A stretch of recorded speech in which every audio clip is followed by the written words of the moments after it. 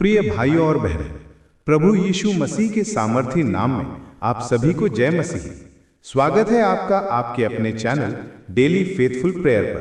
प्रिय भाइयों और बहनों, आज का संदेश बहुत विशेष है क्योंकि ये हमारे जीवन के उस हिस्से को छूता है जहां हम सब कभी न कभी पहुंचते हैं। बाइबल में लिखा है यिर्मयाह 29:11 में, क्योंकि यहोवा की ये वाणी है कि जो कल्पनाएं मैं तुम्हारे विषय करता हूं उन्हें मैं जानता हूं, वे हानि की नहीं वरन कुशल ही की हैं, और अंत में तुम्हारी आशा पूरी करूंगा। प्रिय भाइयों और बहनों, यहोवा की ये वाणी है कि जो कल्पनाएं मैं तुम्हारे विषय करता हूं उन्हें मैं जानता हूं, वे हानि की नहीं वरन कुशल ही की हैं, और अंत में तुम्हारी आशा पूरी करूंगा। ये वचन परमेश्वर के प्रेम, योजना और विश्वास योग्यता का एक अद्भुत प्रमाण है। ये वचन हमें याद दिलाता है कि चाहे जीवन कितना भी कठिन क्यों न लगे, परमेश्वर हमेशा हमारे लिए भलाई की ही योजना बनाता है। जब मनुष्य संकटों में होता है, जब सब कुछ बिखरा हुआ लगता है, जब भविष्य अंधकारमय दिखाई देता है, तब ये वचन हमें सांत्वना देता है कि परमेश्वर ने हमारे जीवन के लिए पहले से ही एक उत्तम योजना तैयार की है। वो योजना दुख, निराशा या असफलता की नहीं, बल्कि शांति, आशा और सफलता की है। परमेश्वर का स्वभाव दयालु और प्रेम पूर्ण है। वो अपने बच्चों को कभी हानि पहुंचाना नहीं चाहता। बहुत बार हम अपनी परिस्थिति देखकर सोचते हैं कि शायद परमेश्वर ने हमें भूल गया है। जब हमारी प्रार्थनाएं देर से पूरी होती हैं, जब हम बार बार असफल होते हैं, तो मन में ये शंका आती है कि क्या वाकई परमेश्वर की योजना हमारे लिए अच्छी है। लेकिन सच्चाई यह है कि परमेश्वर का समय और तरीका हमसे अलग है। वो हर चीज को एक निश्चित उद्देश्य से करता है। जो हमें विलंब लगता है, वो उसके लिए तैयारी का समय होता है। जैसे एक किसान बीज बोने के बाद तुरंत फसल नहीं काट सकता, वैसे ही परमेश्वर भी हमारे जीवन में धीरे धीरे कार्य करता है। वो हमें मजबूत बनाता है, सिखाता है और हमारे भीतर वो गुण विकसित करता है जो उसके आशीर्वादों को संभाल सकें। इसलिए कभी भी इस देरी को निराशा का कारण न समझें।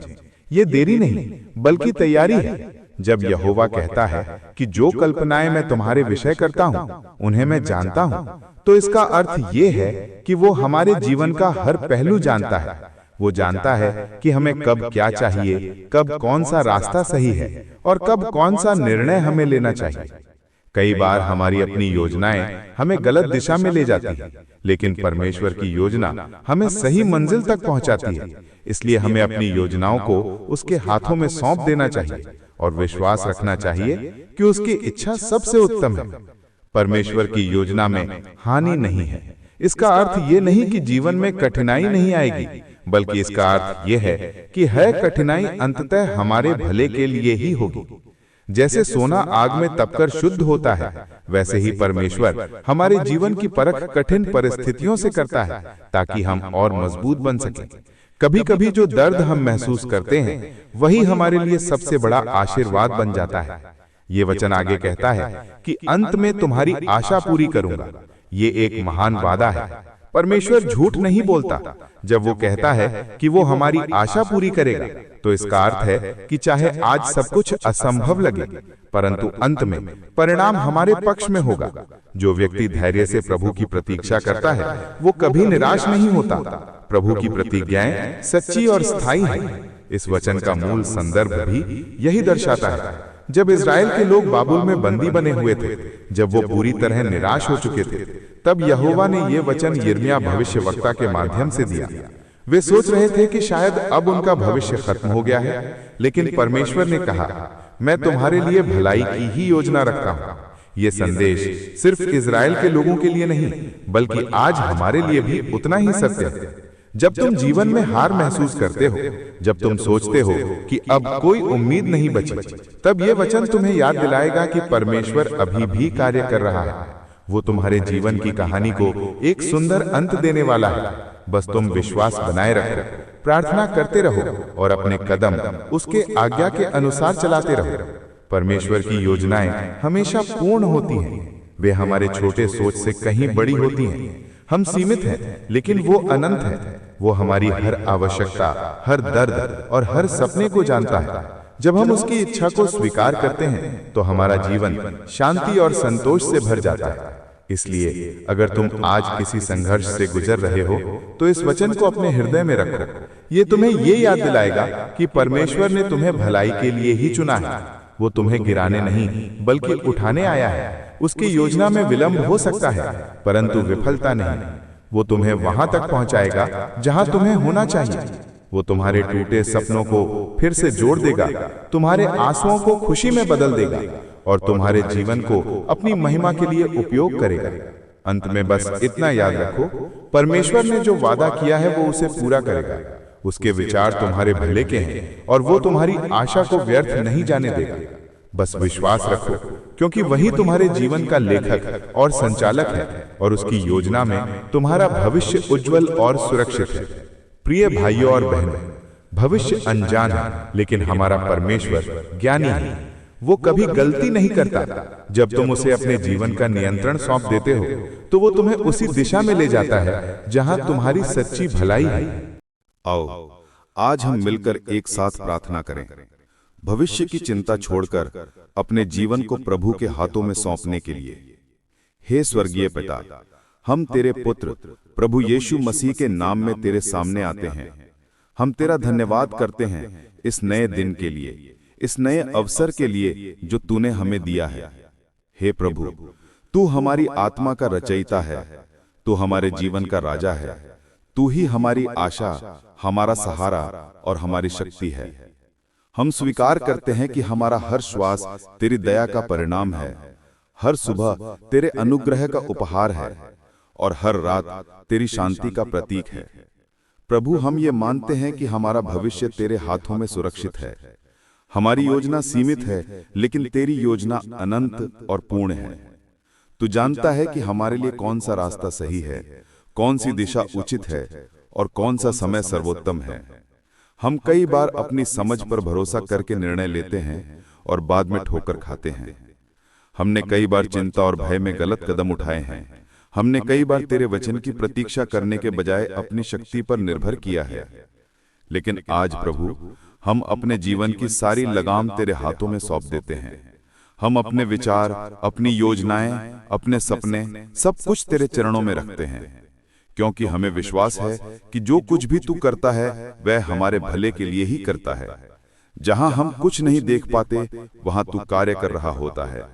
जहां हमें लगता है कि सब खत्म हो गया है वहां से तू एक नई शुरुआत करता है। हे प्रभु, जहां अंधकार है वहां दिशा दे।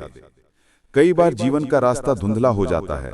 हम समझ नहीं पाते कि किस ओर जाएं, कौन सा निर्णय लें, किस दिशा में आगे बढ़ें। ऐसे समय में हे प्रभु, हमें तेरी आवाज सुनने की क्षमता दे। तेरी आत्मा हमारे भीतर मार्गदर्शन करे। हम तेरे वचन के अनुसार चलें, ना कि अपने मन की इच्छा से। तेरा वचन हमारे पैरों के लिए दीपक और हमारे मार्ग के लिए ज्योति बने।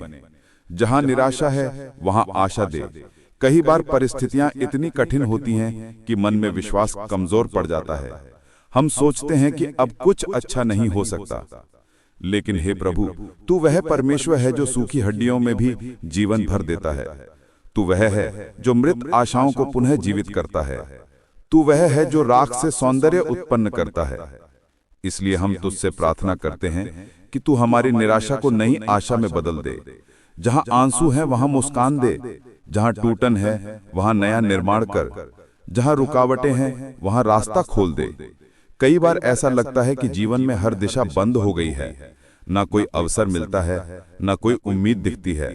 परंतु हमें याद है कि जब तू इस्राएलियों के सामने लाल समुद्र को 2 भागों में बांट सकता है, जब तू जंगल में भी पानी का सोता निकाल सकता है, तो हमारे जीवन में तू असंभव को संभव कर सकता है। इसलिए हे प्रभु, हर बंद दरवाजे को खोल दे जो तेरी इच्छा के अनुसार है। और अगर कोई दरवाजा हमारे भले के लिए बंद रखना चाहता है तो हमें उसे स्वीकार करने की समझ दे। प्रभु, हमारे जीवन के उद्देश्य को स्पष्ट कर।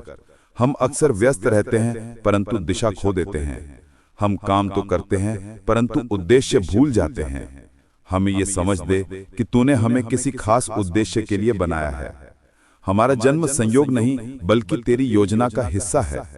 हमें दिखा है प्रभु कि हमारा जीवन केवल हमारी सफलता के लिए नहीं बल्कि तेरी महिमा के लिए है। हमें यह सिखा कि हम अपने काम, अपने रिश्तों और अपनी बोलचाल में तेरी ज्योति को प्रतिबिंबित करें।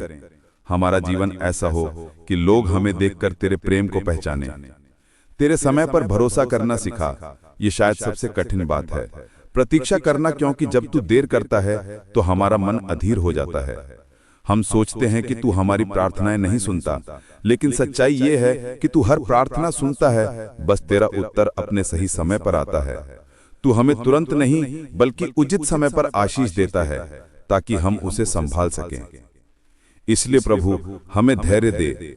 हमें यह सिखा कि विलंब का अर्थ अस्वीकार नहीं होता।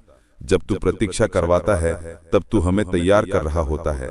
हमारी आत्मा को मजबूत कर ताकि हम तेरे समय का सम्मान करें और तेरी योजना में स्थिर रहें। प्रभु जब हम डर में हों तब हमें साहस दे। जब हम असफल हों तब हमें फिर से उठने की शक्ति दे। जब लोग हमें छोड़ दें तब हमें ये भरोसा दे कि तू हमेशा हमारे साथ है। जब जीवन कठिन लगे तब हमें तेरे वचनों की याद दिला। तूने कहा है कि मत डर, क्योंकि मैं तेरे संग हूं। तूने कहा है कि मैं तुझे कभी न छोड़ूंगा न त्यागूंगा। हे प्रभु, यही वचन हमारे दिल में बसा रहे। हम अपने परिवारों के लिए भी प्रार्थना करते हैं। जो संघर्ष में हैं उन्हें शांति दे, जो बीमार हैं उन्हें चंगाई दे, जो आर्थिक तंगी में हैं उनके लिए नए अवसर खोल, जो रिश्ते टूट चुके हैं उनमें मेल मिलाप कर। जहां कलह है वहां प्रेम बो दे, जहां अशांति है वहां तेरी शांति बसाए। हम अपने बच्चों के लिए भी प्रार्थना करते हैं। हे प्रभु, उन्हें बुद्धि दे ताकि वह सही निर्णय ले सकें। उनके कदमों को स्थिर कर ताकि वह भटके नहीं। उन्हें संसार के प्रलोभनों से बचा और तेरे मार्ग पर चलने की प्रेरणा दे। उनके भविष्य को तेरे हाथों में रखते हैं। उन्हें आशीष दे ताकि वह अपने जीवन से तेरे नाम की महिमा करें। हे प्रभु, हम उन लोगों के लिए भी प्रार्थना करते हैं जो आज निराश हैं, जो अकेलापन महसूस कर रहे हैं। उन्हें यह एहसास दे कि तू उनके साथ है। जो आंसुओं में हैं उन्हें तेरी शांति से भर दे। जो हार मानने की सोच रहे हैं उन्हें तेरे आत्मा से नया साहस दे। तू उनके जीवन में वह चमत्कार कर जो वे सोच भी नहीं सकते।